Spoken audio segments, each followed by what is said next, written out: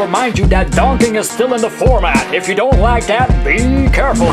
Decidueye, it is no lie. It doesn't even matter how hard you try. We keep evolving time after time to deal the damage just fine. All I know, the ability is powerful thing.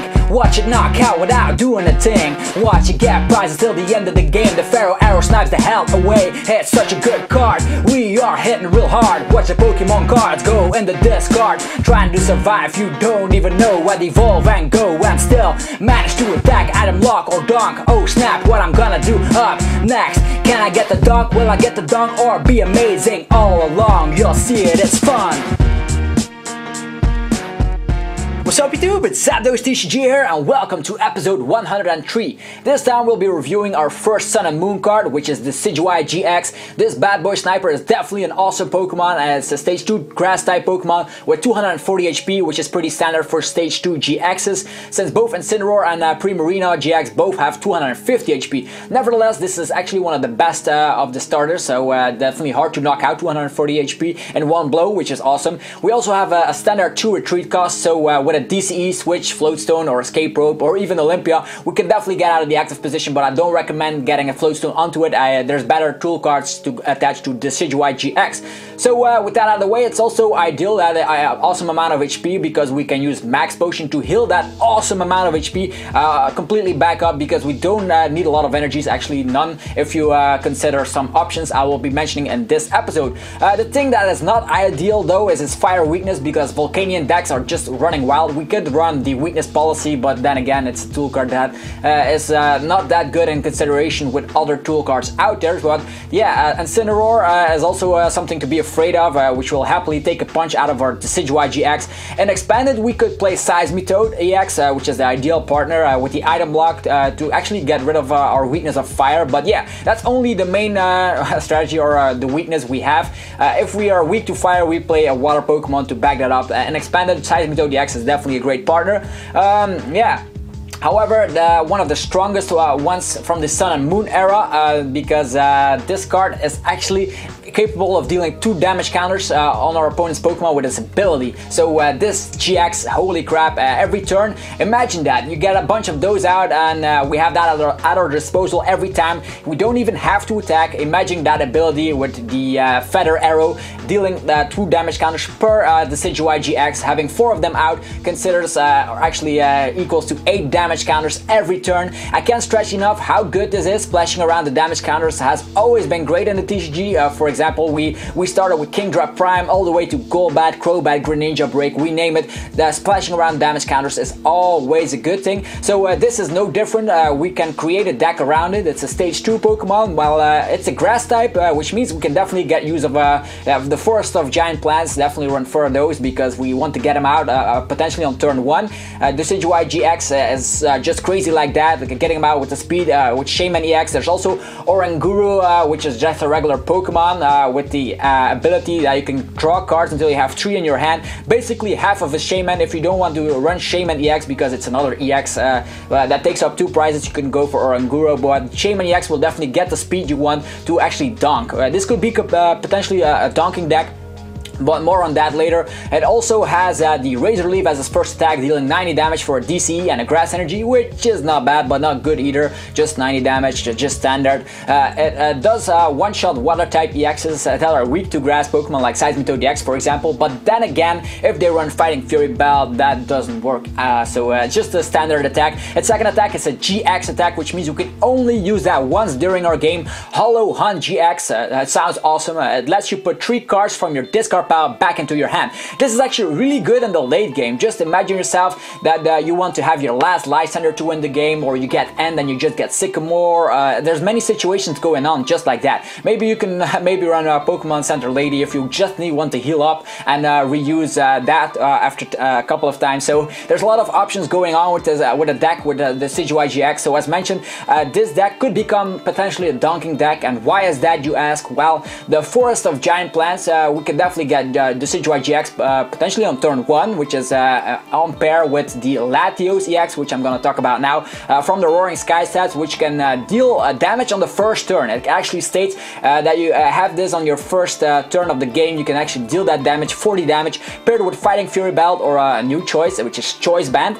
which lets you deal 30 damage more to EXs and GXs. But then again, if you're facing a regular Pokemon, it's just but the format will be a lot of filled with EXs and GXs for a long time to come. So Choice Band could be a nice option together with that attack 40 damage, or even add that up with Giovanni's Sheem. Giovanni's Sheem that deals extra 20 damage, but it's a better option to play the new Professor Kukui, or I don't know how to pronounce that, but this actually is a better way because you can actually draw cards, 2 of them, and then or just deal the damage anyway, 20 more damage. So that new Professor is definitely a good thing to do, and that for a single energy we can strike with our Latios EX together with the Decidueye GX. So in combination we could also use Devolution Spray, so you can reuse that ability of the Decidueye GX, so we can definitely have a dunking deck going on right there. Definitely Greninja is one of the main meta decks that will have a hard time against this deck because yeah, having a lot of weak stage 1 Pokemon will definitely get knocked out right away with this dunking deck. So yeah, there's that. This is also good. I really like dunking decks in general because if you play them, you have so much power. If you play the right cards, you can get the trick going on. Also with Double Dragon, we could also use that other attack, Light Pulse. So there's that. You could also go for a longer method, a bit slower here. We could put in Vileplume. I know stage 2s, playing 2 of those, it's not looking very promising, but then again, item lock in combination with sniping around damage is definitely a strong combo. Just imagine yourself Lysandering someone out, and then you have that item lock so they can't use Escape Rope, Float Stone, Switch, whatever, and they're stuck, and you have a bunch of turns to actually drop damage. So that's awesome. Since this is an item lock strong combo like that, we could potentially prevent also the healing from our opponent, like Max Potion, Fairy Drop. Those things are not allowed anymore, but yeah, the choices are up to you what you do with the Decidueye GX. There's also a lot of options. You could also go, as mentioned, in the expanded format with Seismitoad EX for the item lock. It's a partner in crime. You don't want to face that Seismitoad with DCE, Fighting Fury Belt, and a bunch of damage counters already. That is devastating combo right there. Also, Yanmega is a neat option. Remember the Yanmega from the Steam Siege set with a nice ability which lets you use his attack for 0 energies if you have 4 cards in your hand. In combination with Judge, that is definitely possible. Or maybe, yeah, with the Oranguru, getting cards until you have 3 in your hand and then using something to get something, or actually 2 cards out of your deck with Professor's Letter. Everything is possible. So yeah, Yanmega cannot attack on the first turn, but it is neat to know that you can play a deck with a low count of energies, a really low count, because Yanmega doesn't need any energies. The Decidueye just uses the ability, and there's a lot of situations going on right there. You can also play the Break Yanmega, but then again, if you find the slot for it. With the sniping around, the Yanmega can definitely finish the job for us and to get a one-hit knockouts. Since we don't have a lot of bench space, or actually, what am I saying? Our bench is full of the Decidueye GX, we are actually limited to the options we can play. Definitely, yeah, your weak Rowlets in the mirror match can definitely get knocked out. So we definitely want 4 Forest of Giant Plants in our deck as the Stadium card, because our Rowlets need to evolve ASAP, just like the Yanmas. So yeah, I would use strong basic Pokemon as a backup. So if you start with it, like a Tauros GX, for example, also a neat card to have in your deck. It deals a ton of damage if it actually gets damage counters on him. His first attack deals 20 damage plus 10 more for each damage counter on him, and his second attack deals 60 damage for just a DCE. So that can get the trick going on your second turn, maybe. Yeah, that could be ideal. 60 damage, maybe with Choice Band adding that up to 90 damage, which is not bad at all. Yeah, there's also his GX attack, which is amazing, by the way. It deals 30 damage times the number of damage counters on this Pokemon. Imagine yourself, you get a strike, you get 100 damage on your Tauros, so 10 damage counters, then you deal 300 damage, just like that. That GX move is able to deal bazillion damage on GXs and EXs. That would be awesome. Also, a non-EX and GX attacker would be fine in this deck if you manage to fit it in. If you play Double Dragon, maybe a Dragon Pokemon. If you play Psychic Energies, a Psychic Pokemon. If you play just Grass Energies with Carlos Energies, just yeah, something to think about. You need a regular non-EX attacker as your backup. As mentioned, Oranguru could also be an attacker. It has that neat ability, half of a shaman actually. But the thing is going on, it can also deal 60 damage plus 20 more for each energy attached to your opponent's active Pokemon. It is able to two-shot those pesky Yveltal EXs or anything like that, so that could stack up really fast.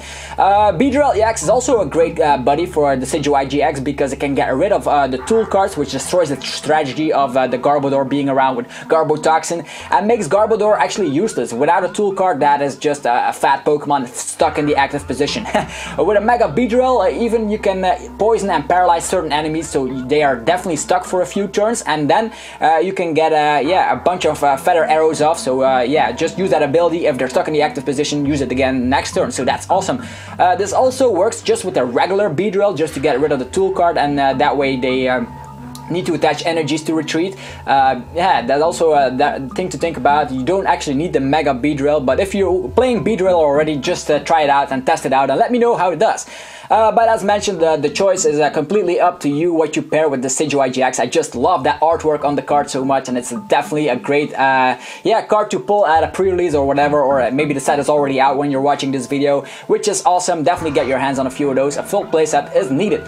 But just remember, it's a really good card, and the thing we want in this deck definitely is maybe one town map, because it can help us find or prize the Decidueye GXs. It is not needed, but if you get 4 of them out, it's definitely something strong going on with 2 damage counters for each Decidueye, and with Devolution Spray you can get added up even further. So yeah, if you manage to do that, it depends which attackers you have. If you play like stage 2s, you can definitely get them out faster with Rare Candy, but then again, yeah, Rare Candy takes up another spot in your deck, so maybe just running the 4-4-4 line is definitely better to take advantage of the Forest of Giant Plants. And yeah, talking about some more consistency supporters that can take advantage of you are actually cards like N and the late game. Imagine you and your opponent and just putting that damage out with the ability. Also, you need definitely Sycamore, and Lysander is just a card I would run 1 copy of, because you are definitely sniping around already. You don't need a bunch of Lysander. We do run 4 VS Seekers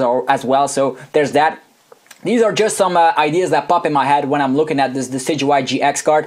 But if you're still struggling to get something going on here, maybe you can run a 2-2 line of the Shiinotic. This is also a new card. It could help you besides the standard Ultra Ball or Level Balls. It has an ability, once during your turn, you may search your deck for a Grass-type Pokemon, which is definitely good, because with that you can get all the puzzle pieces out faster than that, so you can get all your Decidueye GXs out on the field thanks to this Shiinotic. I think it is pronounced like that, but whatever, Shiinotic is it for now. Also, Bursting Balloon could be the best tool card to attach to your owls, because by owls I mean Decidueyes and Rowlets and Datrix, whatever. So yeah, you attach that to your Pokemon, and if your opponent strikes, then they receive 6 damage counters. So this is awesome, because we don't need energies to get damage counters on them, and we use the ability and perfect time calculation. So in a match where you time the damage counters, your opponent could get stuck. If they attack you, they will knock out themselves as well. So